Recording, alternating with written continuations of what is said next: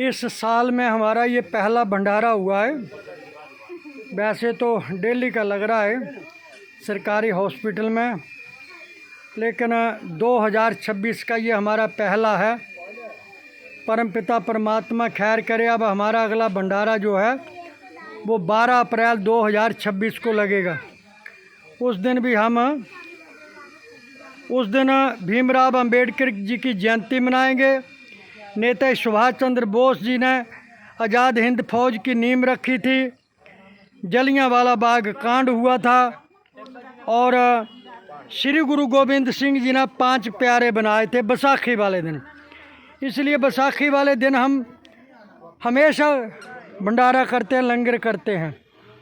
और परमात्मा ने चाहा तो इस बारी हम थोड़े स्टिक हो जाएंगे, क्योंकि अब हमें पता लग गया ना कि भंडारे में क्या करना पड़ता है। मेरे को वैसे तो पता था कि ये मेरे गांव के शरारती लोग नहीं आएंगे, फिर भी मैंने पुलिस स्टेशन में इन्फॉर्मेशन दी हुई थी। हमारे SHO जी रोहित जी बहुत अच्छे हैं, पुलिस प्रशासन बड़ा अच्छा है। हमारे जतन जी जो हैं SDM साहब हैं, और हमारे जतन ही है ना उन्होंने नाम, जतन जी, और हमारे वो तहसीलदार साहब जी। आज हमारे तहसीलदार से पूरा कोर्ट आया था, ब्लॉक वाले सारे आए थे, सेंट्रल बैंक वाले आए थे, और फिर SBI बैंक वाले, कांगड़ा बैंक वाले, PNB वाले, पोस्ट ऑफिस वाले, पूरा स्टाफ आया था। फॉरेस्ट वाले, फायर ब्रिगेड वाले सब आए थे, तो मुझे बड़ी खुशी हुई। खैर अब हमने डरे तो उस दिन नहीं था कि जिस दिन 300-400 आदमी हमारे को मरवाने के लिए आया था यहीं पे। आज हमारे बच्चे आज भी यहाँ नहीं हैं, और उस भंडारे में भी नहीं थे, दिल्ली में थे।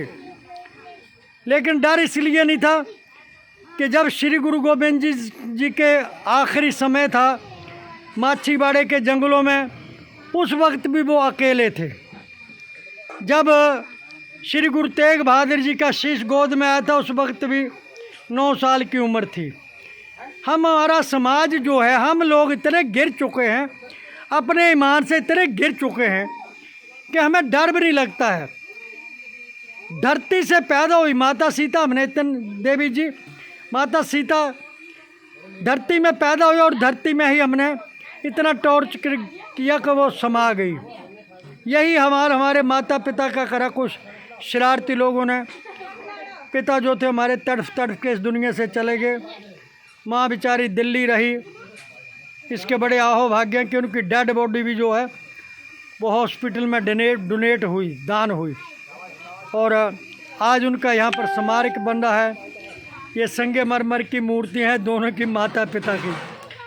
मेरे बड़े आहो भाग्य हैं कि माँ मेरे लिए तू जिंदा थी, जिंदा है और जिंदा रहेगी।